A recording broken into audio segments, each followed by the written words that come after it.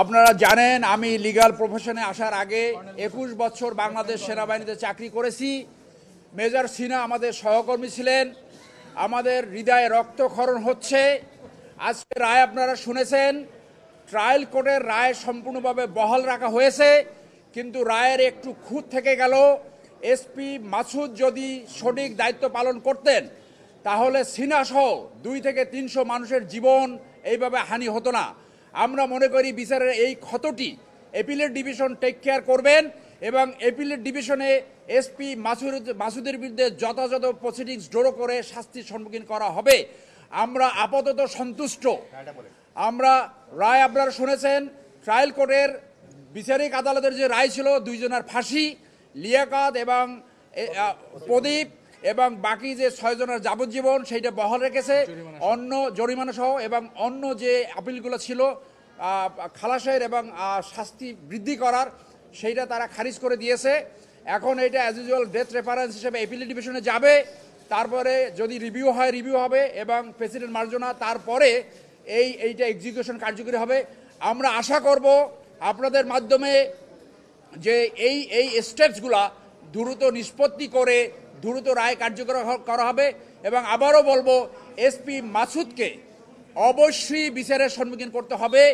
আমরা এমন কোনো এসপি চাই না যে খুনি ওসিকে প্রতিপালন করবে এবং বাংলাদেশের নাগরিকদের এইভাবে পাখির মতো খুন করবে। অতএব SP Masud should B A case story এবং এসপি মাসুদকে অ্যাপিলেট ডিভিশন বিচারের আওতায় আনবে বলে আমরা আপনাদের মাধ্যমে জাতির কাছে এবং বিচার বিভাগের কাছে আশাবাদ ব্যক্ত করব।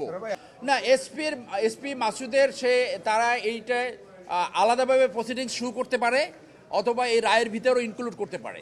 সেটা অ্যাপিলেট ডিভিশনে কমপ্লিট জাস্টিস হিসেবে সেটাকে আনতে পারে, যে কনস্টিটিউশনের 104 ধারার আওতায় সেটাকে আনতে পারে। কারণ স্বরাষ্ট্র মন্ত্রণালয় অ্যাডমিনিস্ট্রেটিভ অ্যাকশন নিতে পারে, কিন্তু এসপি মাসুদের অনুমোদন ছাড়া ওসি প্রদীপ এই ঘটনা ঘটাতে পারে না। আপনারা জানেন, মেজর সিনহা খালি হাতে গাড়ি থেকে নেমে বলছে হোল্ড অন, তাকে খুন করে তার গলা সেই আমেরিকান ঘটনার মতো আমেরিকায় পাড়া দিয়ে পানি পর্যন্ত খেতে দেয়। এইরকম নিঃসঙ্গ হত্যাকাণ্ড এসপি মাসুদ কোনোভাবে এই দায়িত্ব অ্যাভয়েড করতে পারে না।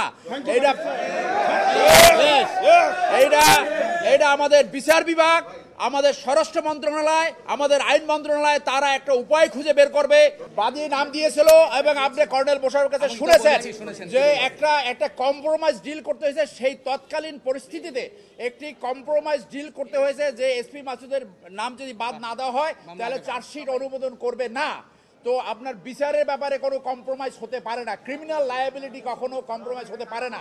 আমি বলে বাদ দিচ্ছি, দিয়েছিল সেই সময়।